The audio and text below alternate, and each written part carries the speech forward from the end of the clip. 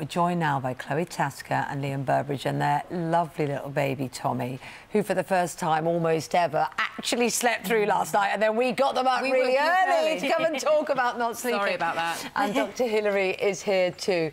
So you've had a really tough time, particularly in those first few weeks, didn't you? What was Tommy like? He used to cry from about 12 to about 4 or 5 in the morning. Oh. And just non-stop, is that when you say that? He stopped for a bottle and then he just wouldn't stop after the bottle.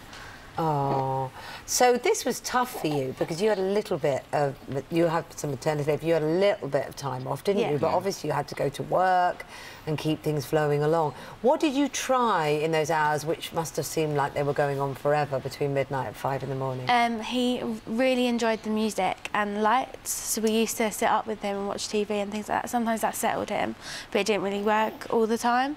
White noise was a big saver as well. Yeah, white noise. I've got some picture there of him crying. We should probably bring it back to you, won't it? Sorry about that. Yeah, well, because that we've been talking about that cry. There is something about that cry that is really difficult to listen to, isn't there? Yeah. When there's nothing that you can, or it seems that there's nothing you can do to make it go away, to make them feel better. How hard did you find the lack of sleep? I mean, I look back to, it was only a couple of years ago when I had those first few weeks, and I'm used to not having much sleep doing this job, but it was a whole different level when you're kind of missing out on such huge chunks that you can't have a long chunk of sleep altogether. How was that? How hard was it?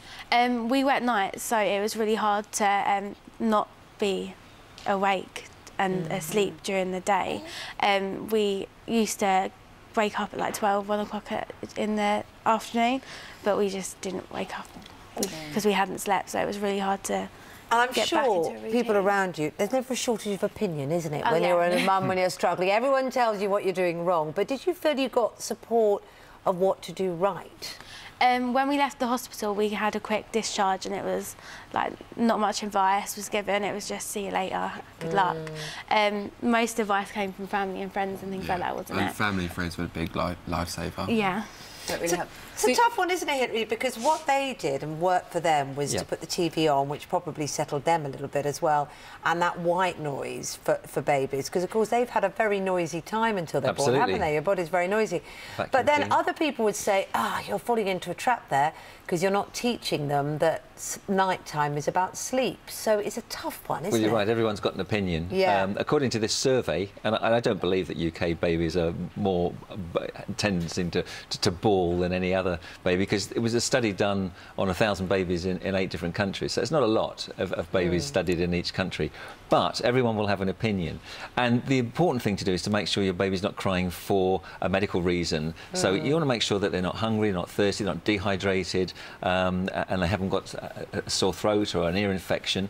And once you've ruled all that out, it's a question of... well, he's just listening. He's listening to me because he knows that I'm talking sense. Maybe it's your voice. Should we record your voice, Dr. Hilary? There is this doctor, isn't there, in California, Dr. Robert Hamilton, who's a paediatrician who's got this special technique of how to hold the baby. Shall I demonstrate? He's like a baby whisperer, it seems. I have to say, the only reason I'm going to demonstrate this is because he has 23 million views online demonstrating the hold from Santa Monica, Bob Hamilton, and this is what he says we should do. Can I? Yeah. It's been a little while since I did this with the baby. I've got 5 of my own. So the idea is that you fold the arms over the front of the chest and fix them there with one hand whilst supporting the chin, and then you hold the back of the baby, the diaper area, at 45-degree angle, and you jiggle, and you can stir to the left, and then you can stir to the right. And you jiggle slightly, I even think if you they're might be about to be serious. well, that does happen. That does happen.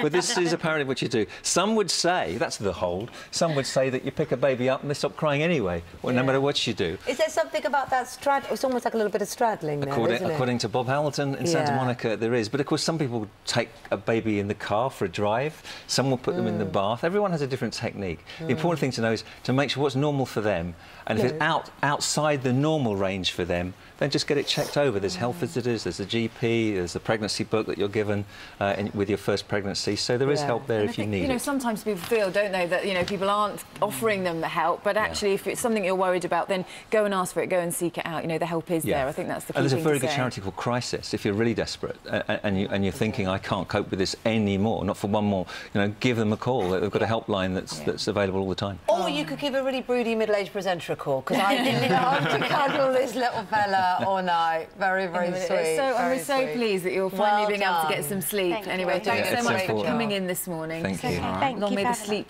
continue, so you get some shut eye. Very important. Thank you.